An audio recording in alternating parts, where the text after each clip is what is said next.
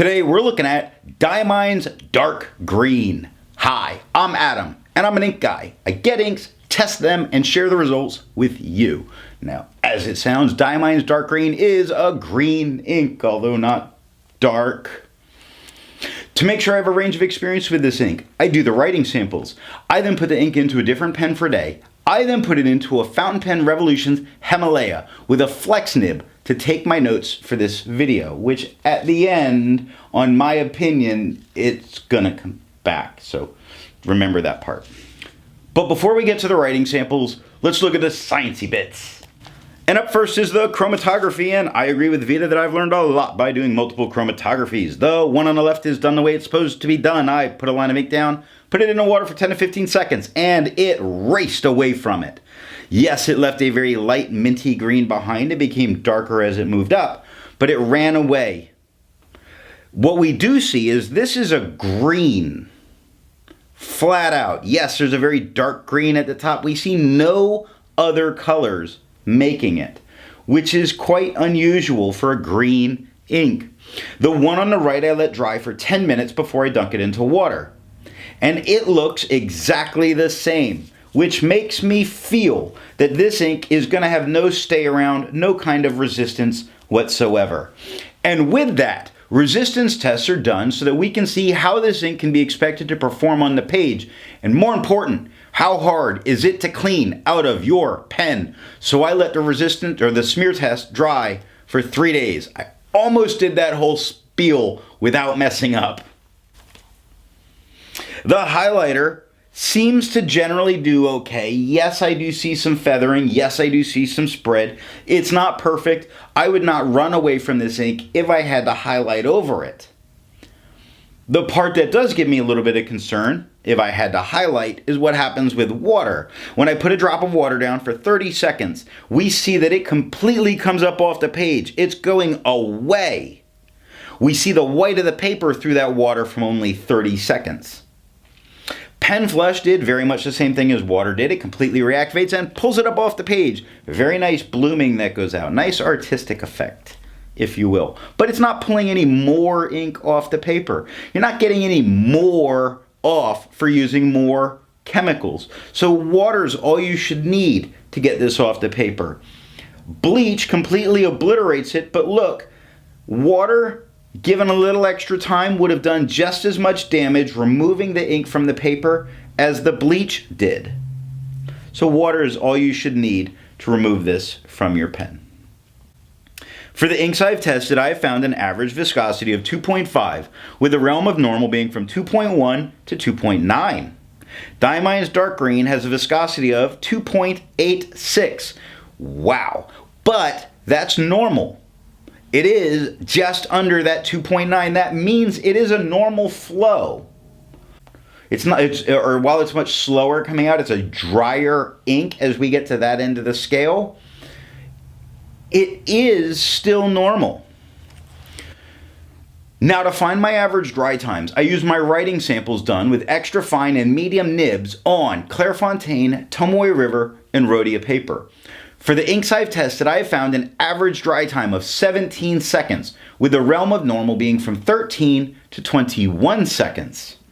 Diamine's Dark Green has an average dry time of 17 seconds, which makes it not only normal, but average. And it's average. Now, you've earned it. Let's look at the writing sample. I picked this ink up in sample form, and to keep my writing samples consistent, I like to use a Jinhao 159 with a Goulet 1.1 stub, a Jinhao X450 with a Goulet medium, and a Jinhao X750 with a Goulet extra fine. Let's look at Clairefontaine. No bleeding, no ghosting. The 1.1 has no feather, no spread, no halo, no sheen, and shading all over it. Very nice shading. Now I have to say this color doesn't feel like a dark green, maybe a dark mint green, but it's a nice green, and it has some nice shading. The extra fine has no feather, no spread, no halo, no sheen, and some nice shading throughout all of the writing without being too drastic. So the Q has some nice darker spots, gets lighter, and comes up darker to the U. The K gets darker. Looking at the, you see a lot of nice shading in there.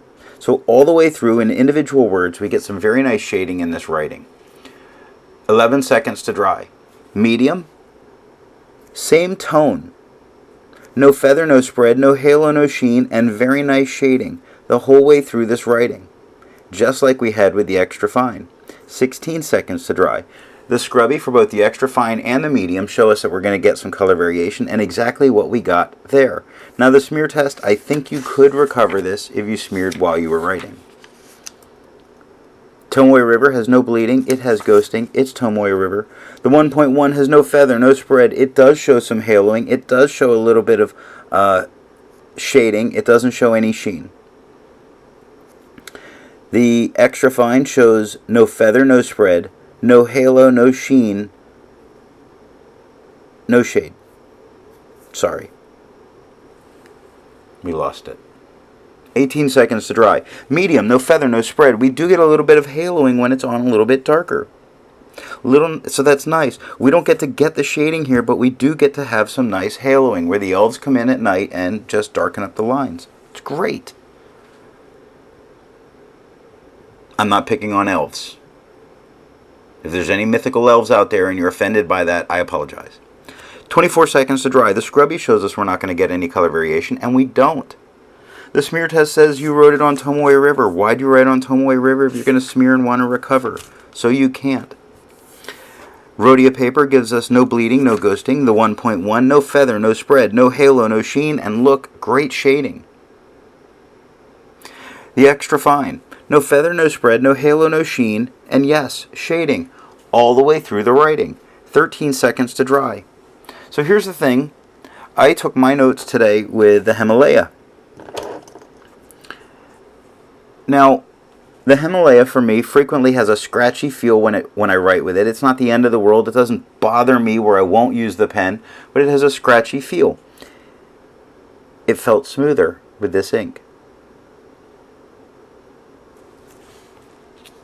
Yeah, it felt smoother. Now I don't know if this is a lubricated ink, but it definitely felt smoother. Right away, I was taken back. You know, I write with this pen every 11 days, writing these reviews out, and it's noticeable. So this is with a flexi pen, so it's got a flex nib in it, and I know people are going to tell me that it's not a vintage flex, and of course it's not a vintage flex. It's a new production. It's darker. We do get areas that can get lighter. That's one of the things I do like about some of those pens, is you can control some of that ink flow that way by the pressure you put down and get your color variation. And we do get it with the flex. Didn't get the halo over there. Medium, no feather, no spread, no halo, no sheen, and yes, we get to have shading. Very nice shading, just like what we got with the extra fine.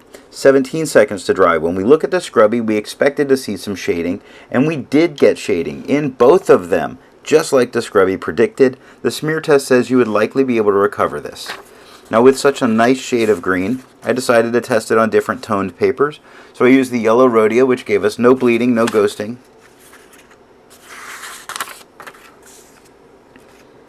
And look at that. Look at how it got just that nice, because it's not a dark green. It might be a darker mint green, but it's not a dark green. Alright, so that aside, this is a much more pleasant green to look at, ignoring the word dark. Very pleasant green. This is nice. This one's really popping. This is great. This ink goes on yellow paper for me because, wow, look at that. It's just great. And the 1.1 has no feather, no spread. Yes, I do get haloing. I have no sheen, and I do get shading. It's glorious. Extra fine. No feather, no spread, no halo, no sheen, and yeah, shading the whole way through. Really nice shading. Very pleasant to look at.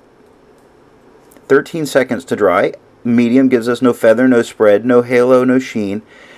and some stark moments of shade. In quick, it really goes light, dark, light, dark. It really makes some big jumps. Same with over. Same with the very beginning of brown, the beginning of jumps. In lazy, but that's where my thumb goes. In dog, in the 7 of 17. Nice. This is great on yellow Rhodia paper. The scrubby shows us we should expect some color variation, and we got it. We got way more color variation in the medium than we expected from the scrubby. The smear test says you likely get to recover it, and I believe it. So I decided to test this on that gray Gilelo paper. No bleeding, no ghosting. The 1.1 has no feather, no spread, no halo, no sheen. Lost the shade. It's all gone. I don't know that I'm going to find anything other than a black ink to do good on this paper.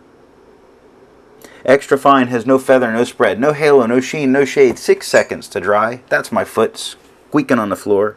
Sorry. Medium, no feather, no spread, no halo, no sheen, no shade. 10 seconds to dry.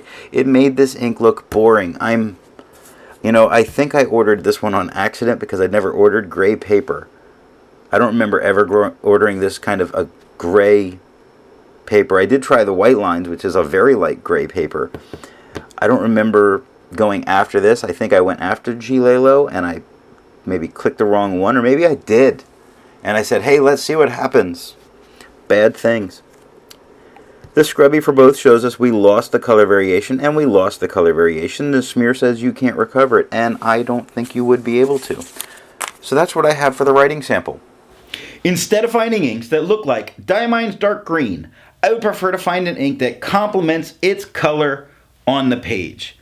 And I've chosen Diamine's Red Dragon because it puts its lotion on the skin or else it gets the hose again. Or something.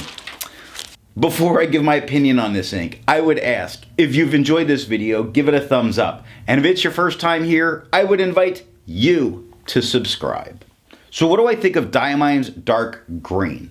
It's not especially dark. It is a very nice green. It performs very well. But most notably, what happened while I was taking my notes, the Fountain Pen Revolution Himalaya, for me, often feels like kind of a scratchy nib. It is untipped.